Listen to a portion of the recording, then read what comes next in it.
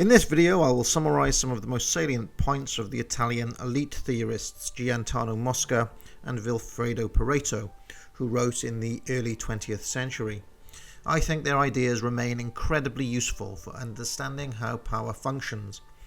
Mosca's key work is The Ruling Class, first completed in 1896, but then revised and expanded in 1939, when Mosca was a much older man. Pareto's ideas can be found in an enormous book called The Mind and Society, published in 4 volumes in 1935. This was abridged into a much more manageable single volume called The Compendium of General Sociology in 1980. I found this much easier to consult. In his review of James Burnham's The Machiavellians, George Orwell provided a very handy list of the 7 core ideas found in Mosca and Pareto. Number 1. Progress is largely an illusion. Democracy is impossible, though useful as a myth to deceive the masses. 2. Society is inevitably ruled by oligarchs who hold their position by means of force and fraud, and whose sole objective is power, and still more power for themselves. No revolution means more than a change of rulers. 3. Man, as a political animal, is moved solely by selfish motives, except so far as he is under the influence of myths. Number 4. Conscious, planned action for the good of the economy is impossible, since each group is simply trying to secure its own advantage. Number 5. Politics is and can be nothing except a struggle for power. Number 6. Human equality, human fraternity are empty phrases. Number 7. All moral codes are idealistic conceptions of politics. All visions of a better society in the future are simply lies, conscious or unconscious, covering the naked struggle for power. Orwell, who still retains some residual commitment to socialism, objects to much in these 7 claims. For example, he complains that the conclusions are not true, that human equality is technically possible. Predictably, Orwell offers no evidence for his utopian claim, and even contradicts himself within the same passage. By equality, he seems to mean not equality of wealth, talents, looks, geographical location, height, and so on, but simply that every human being should enjoy a fairly high standard of living. This is not equality, but simply lifting people out of poverty. However, whatever Orwell's personal objections, let's go through the list. I'll say a bit more about each one. So number 1 again, progress is largely an illusion. Democracy is impossible, though useful as a myth to deceive the masses. The word progress here is a linguistic trick by Orwell. He means it in its social rather than technological sense, whereby anything that moves towards the utopian vision of social democracy is progress, and anything that resists it is regressive. Democracy is not necessarily a liberal aim, even if many notable liberals have supported it. It has rather been the obsession of the Rousseauians, radicals, and allegedly moderate advocates of social democracy. If politics is force by another name, and liberals stand against the use of force except as a mechanism for self-defense, then their chief political interest is not necessarily that the form of government should be participatory, but rather that it should be limited in scope. During the 20th century, probably the most excellent example of a state run according to liberal principles was Hong Kong, which has consistently ranked at the top of the Index for Economic Freedom. From 1961 to 1997, it experienced a 12,714% increase in GDP and a 6,128% increase in GDP per capita. The average citizen of Hong Kong was over 62 times better off in 1997 than they would have been in 1961. But Hong Kong did not operate under a democracy, and one strongly suspects that if it had done, then the state almost certainly would have grown, become more interventionist, and ultimately would have worked to hamper the operation of the free market. A similar case might be made for the country most frequently at number 2 in the Economic Freedom Index, Singapore. The usually left-leaning Huffington Post wondered in an article in 2017 how things seem to be going so well in Singapore when so many of the erroneous Rousseauian assumptions of freedom appear to be missing. The article compares negative and positive freedom, or to put it more precisely, liberty and entitlements. Singapore stands at the top of the international competition on freedoms from. It ranks first internationally in the World Bank's measures of regulatory equality and second on the Heritage Foundation's scale of economic freedom, while the US comes in at 13th. Gallup's 2014 World Poll found that 8 in 10 Americans see widespread corruption in the US government, compared with 7 in the Philippines, 6 in Zimbabwe, and just 1 in Singapore. On the World Bank's Rule of Law Index, Singapore scores in the 95th percentile of nations, the US scores in the 91st, the Philippines in the 42nd, and Zimbabwe in the 2nd. With a population of almost 6 million, Singapore's incidents of robbery were only a seventh of Boston's, which has a population of only 650,000.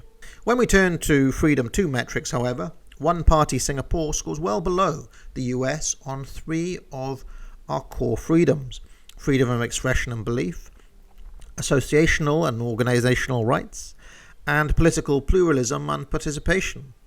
In its overall freedom score, the US earns Freedom House's highest ranking. Singapore stands in the middle of the contenders, and the Philippines about halfway between the two. The author notes with some surprise that despite this, Singaporeans are better off, better fed, better educated, healthier, happier, longer lived, and more satisfied by consumer services than their American counterparts. This is surely not at all surprising to principled classical liberals who have long seen that democracy can ultimately serve as a Trojan horse through which the state can grow. So that second point again. Society is inevitably ruled by oligarchs who hold their positions by means of force and fraud, and whose sole objective is power and still more power for themselves. No revolution means more than a change of rulers. In Pareto's famous phrase, history is a graveyard of aristocracies, which sees one set of elites replace another. Aristocracy here does not mean a set of hereditary nobles. It means whoever finds themselves at the top of society and at the levers of power. For Pareto and Mosca, the shape of society is virtually unchangeable, although the individuals composing it are never at rest, moving up and down, and depends on the distribution of physiological and psychological characteristics in the given population. Thus, it is a statistical concept true to the principles of methodological individualism and not an actual group that acts as a group as such. For Mosca, no matter the political system, there are certain enduring traits and qualities that those who rise in social status will possess: capacity for work, energy, will to rule, knowledge of men, and also a certain affective sensibility that is very helpful to rulers. In a passage that is reminiscent of Machiavelli's discussion of virtue and fortune, Mosca argues that those who inherit wealth and power are prone to lapse into idleness. Idleness generates softness and sensuality, simulates frivolousness of mind, and creates an aspiration to a life of pleasures unaccompanied by duties. A life of hedonism, free of personal responsibility, is likely to result in a fall in status, even for the individual born to every advantage. For to rise in the social scale, even in calm and normal times, the prime question, beyond any question, is the capacity for hard work. But the requisite, next in importance, is ambition, a firm resolve to get on in the world, to outstrip one's fellows. The game of seeking social status and therefore political influence is thus zero-sum. One person's name is on the invitation list only at the expense of another's. In a critique that anticipates F.A. Hayek's The Road to Serfdom, Mosca analyzes the incentive structures of the public sector and warns that bureaucratic aristocracies tend to promote the worst sorts of people. Personal merit is one of the things that the passions and interests of men best manage to counterfeit. In autocratic systems, where success depends on the judgment of one person or of a few persons, intrigue may be enough to produce the counterfeit semblance of personal merit. In liberal systems, where the democratic tendency is also prevalent and the regard and active sympathy of many people are necessary, intrigue has to be coupled with a good dose of charlatanry. The public employee knows perfectly well that it will not help him to do any more or any better than others. He will therefore do the minimum that is indisputable if he is not to lose his position or his promotion. In such circumstances, the bureaucratic career tends to become the refuge of the talentless, or of people who absolutely need to have salaried positions in order to provide for their daily wants. If an intelligent man does happen to stray into the bureaucracy, he devotes only part of his activity and his talent to his office, and often it is not the best part. It seems that Mosca prefers systems that reward personal merit rather than its counterfeit, which is, I think, a wish that is liberal in spirit. Along similar lines, Pareto argues that the liberal society, i.e. one under a laissez-faire economic system, ensures maximum social mobility and the unhampered circulation of elites. All obstacles to this circulation represent so many limitations upon the creation of new cultural values, an upsetting of the delicate social equilibrium, and with it an increased danger of revolutions and social crisis. Both Pareto and Mosca, it seems to me, favour an aristocracy of the most productive. This is simply another way of saying that they are for free and open competition, which does not in any respect violate core classical liberal values. So the third point again: man, as a political animal, is moved solely by selfish motives, except so far as he is under the influence of myths. Here, Orwell has somewhat undersold the sophistication of the analysis in Mosca and Pareto, because their emphasis is less on the brainwashed and easily swayed masses, and more on how the ruling class control the flow of information and perpetuate myths to set the parameters of political opinion. Orwell, as well as anyone, understood the relationship between language and power. Pareto distinguishes between a governing elite, comprising individuals who directly or indirectly play a considerable part in the government, and a non-governing elite, comprising the rest. The elite falls into two parts, he says: a minority ruling primarily by force, a majority neither able nor inclined to use force.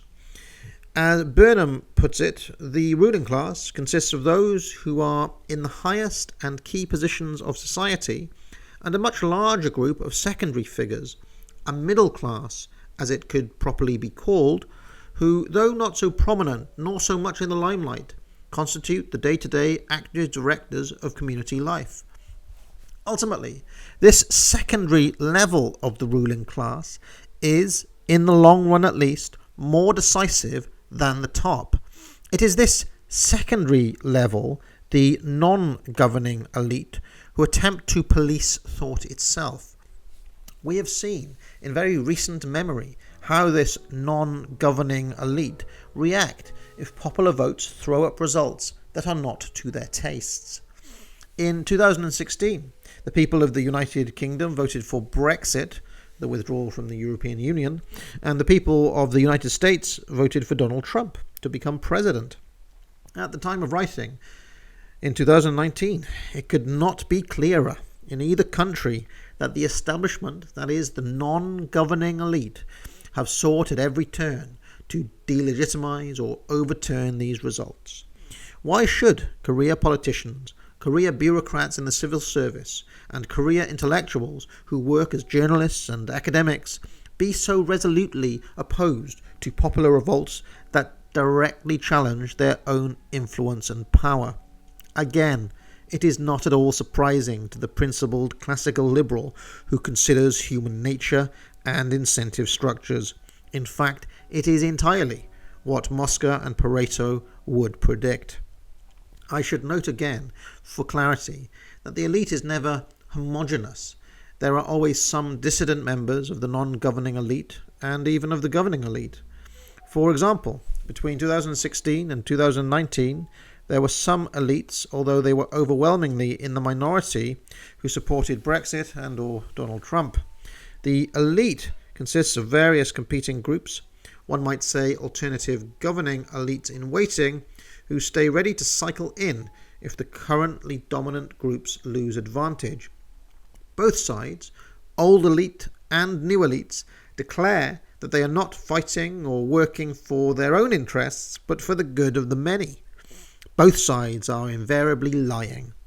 I would challenge those who dispute this to find me a budget proposal from any of the major parties since 1688 in either the UK or the USA, which does not offer a single subsidy, tax break, tariffs on specific goods, promises to help specific groups, or otherwise punish Group A to appease Group B. Even William Gladstone, about as principled a liberal as one can ever hope to find in high office, passed the Licensing Act 1872, dictating hours of operation to privately owned public houses, as well as regulating the content of beer. This act was passed almost entirely to appease elite liberal MPs who had a moral disdain for the working class and their drunkenness. In fact, this nakedly illiberal policy was a significant factor for Benjamin Disraeli's 1874 electoral victory, as he capitalized on popular resentment against the Licensing Act. So let's look at the next two now. Number 4, conscious planned action for the good of the community is impossible, since each group is simply trying to secure its own advantage. And number 5, politics is and can be nothing except a struggle for power. Politics is a zero-sum game, and the ruling class is always a coalition of minority groups promoting their own interests. Even in popular revolutions, the people end up being directed because collective decision-making is impossible. The members of the lower strata are captained by leaders from the higher strata. In an analysis that anticipates Mankar-Olson's The Logic of Collective Action, Mosca argues that the power of any minority is irresistible as against each single individual in the majority who stands alone before the totality of the organized minority. Power, then, is always power organized. We are not far here from public choice theory of James M. Buchanan and Gordon H. Tullock, in which various special interest groups compete to feed at the trough of public resources. In fact, one can draw a straight line of influence from Mosca and Pareto to Buchanan and Tullock. Sidney Hook sums up Mosca's core assertion as follows: that irrespective of ideologies or leading personalities, all political rule is a process, now peaceful, now coercive, by which a minority gratifies its own interests in a situation where not all interests can receive equal consideration. In peaceful times, the means are public myths and secret frauds. In crisis, force. Whichever side wins, the masses who have fought, bled and starved are made the goat. Their saviours become their rulers under the prestige of the new myths. The forms change, but the essential content remains. Hook obviously finds this distasteful, but can do little, if anything, to disprove Mosca. In the allocation of scarce resources which have alternative uses, how can a mechanism which categorically moves resources from A to B work in the service of both A and B? B gains, A loses. Even in cases where B is ostensibly a service for A, let us say the military, which is there to protect its society from external threats, there is little to say that B will not transgress its remit. To deny this while looking back at the past 150 years of history is to deny history itself. Although minority sections of the ruling class will be organised, there can of course be rifts between various types of people in the non-governing elite. For example, Pareto distinguishes between two types of capitalists, which socialist writers typically conflate. He says, writers have confused and persist in confusing under the term capitalists 1. Owners of savings and persons who live on interest from property, and 2. Promoters of enterprise, entrepreneurs. In reality, these two sorts of capitalists often have interests that are diametrically opposed and stand in even greater conflict than the interests of the classes known as capitalist and proletariat. From the economic standpoint, it is to the advantage of the man of enterprise, the entrepreneur, that the interest on savings and on other capital that he borrows should be the lowest possible. It is to the interest of the saver that it should be as high as possible. The promoter of enterprise profits when the goods he produces go up in price, while rises in the prices of commodities are of slight importance to him. He finds compensation in the profits netted by his own goods. But all such increases in price are to the loss of the mere saver. Tax imposts on the goods he produces do little harm to the entrepreneurs. In fact, they are sometimes an advantage in that they scare off competition, but they are always injurious to the consumer whose income derives from lending of savings at interest. In general, the owner of enterprise can always pass on to the consumer the increase in costs that results from heavy taxes. The mere saver almost never can. Pareto's careful consideration between the functions of the entrepreneur and the pure capitalist anticipates the Austrian school of economics in interesting ways. The model of artificially low interest rates, which promote cheap credit, high time preference, and immediate consumption, adopted by Western governments since the second half of the 20th century, has been to the advantage of promoters of enterprise and to the disadvantage of the owners of savings. One need only look at the political donations from Silicon Valley companies in the United States to the Democrat Party, over 90% in the cases of Facebook, Apple, Amazon, Netflix, and Google, which has long advocated such an economic policy, to see the extent to which this is true. So the sixth point, human equality, human fraternity are empty phrases.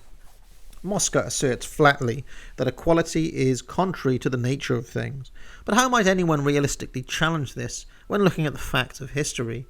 As Thomas Sowell put it recently, neither in nature nor among human beings are either equal or randomly distributed outcomes automatic. On the contrary, grossly unequal distribution of outcomes are common both in nature and among people. In circumstances where neither genes nor discrimination are involved, the idea that it would be a level playing field if it were not for either genes or discrimination is a preconception in defiance of both logic and facts. Equality is not and cannot be the goal of the principled defender of liberty, not only because egalitarianism in practice necessitates the virtual elimination of liberty, but also because equality is quite literally impossible. Height is a strong predictor of lifetime earning potential. What might a campaign of social justice for short people look like?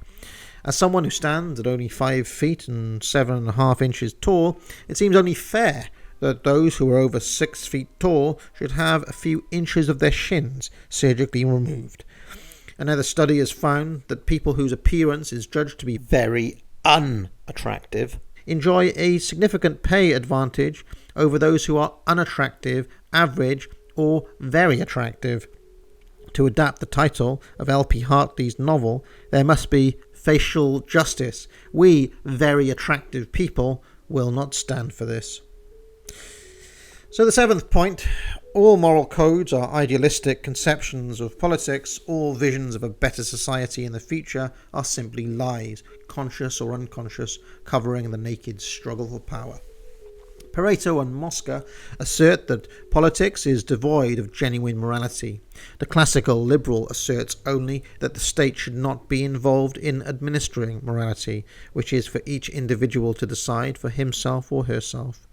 Speaking of which, as ever, dear viewer, I await your own assessments of the ideas of Mosca and Pareto in the comments. Do you agree? Do you disagree? And why?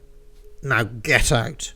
And a very special thanks to Stetson F. Lionel, The Ambivalent Onion, Christopher Scholholm, The Crimson Satyr, Chris, Kieran Hayward, Mr. A.M. Swainson, Radical Liberation, The Binary Surfer, Tragic Vision, Bailey and Aurora, Toyotomi Ami, Holy Spatula, Alexander, Froggy, Splice, Buck Egypt Society, Michael Mear, J. Greenriver, Michael Tynan, Heronius Napalm V, Vincenzo Rapio, and Edward Darragh.